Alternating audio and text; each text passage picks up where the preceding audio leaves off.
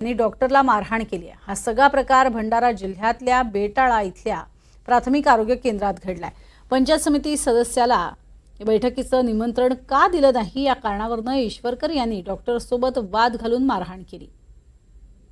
या प्रकरणी वैद्यकीय अधिकारी पवन पाचघरे यांनी माहिती दिली आहे।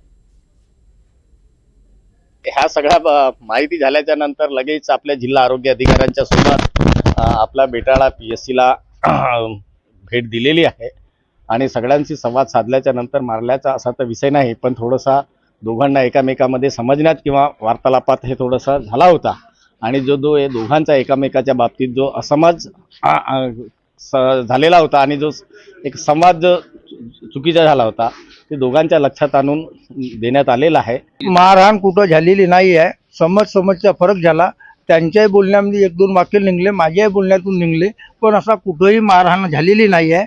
आम्ही तो सविस्तरपणे फोन करून सांगणारी अध्यक्षाला मी फोन केलो, वारंवार इथे अशा तक्रारी होतात, मला सुद्धा माहीत आहे, कल्पना आहे का याच्या आधी सुद्धा एका डॉक्टरनं कंप्लेंट केलं होतं म्हणून कुठेही असं मारहाण झालेली नाही आहे। आणि या वारंवार हे गावकऱ्यांच्या तक्रारी वगैरे इथे येत असतात, पण त्याच्यासाठी आम्हाला का जनप्रतिनिधी म्हणून लोकांच्या तक्रारी आमच्यापर्यंत येतात, आम्ही समजवण्याचं काम डॉक्टर साहेबाला केलं आहो आणि सर्व गोष्टी सविस्तरपणे पार पडलेल्या आहेत। यांनी डॉक्टरला मारहाण केली आहे। हा सगळा प्रकार भंडारा जिल्ह्यातल्या बेटाळा इथल्या प्राथमिक आरोग्य केंद्रात घडलाय।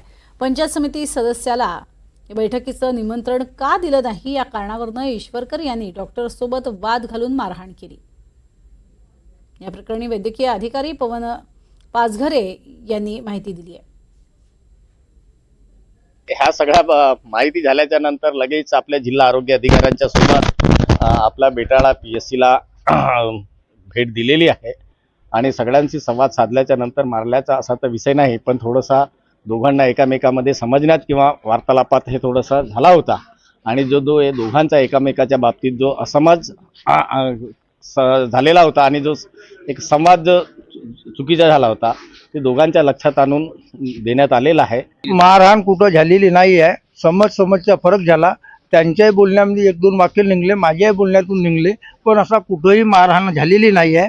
आम्ही तो सविस्तरपणे फोन करून सांगणारी अध्यक्षाला मी फोन केलो, वारंवार इथे अशा तक्रारी होतात, मला सुद्धा माहीत आहे, कल्पना आहे का याच्या आधी सुद्धा एका डॉक्टरनं कंप्लेंट केलं होतं म्हणून कुठेही असं मारहाण झालेली नाही आहे। आणि या वारंवार हे गावकऱ्यांच्या तक्रारी वगैरे इथे येत असतात, पण त्याच्यासाठी आम्हाला का जनप्रतिनिधी म्हणून लोकांच्या तक्रारी आमच्यापर्यंत येतात, आम्ही समजवण्याचं काम डॉक्टर साहेबाला केलं आहो आणि सर्व गोष्टी सविस्तरपणे पार पडलेल्या आहेत।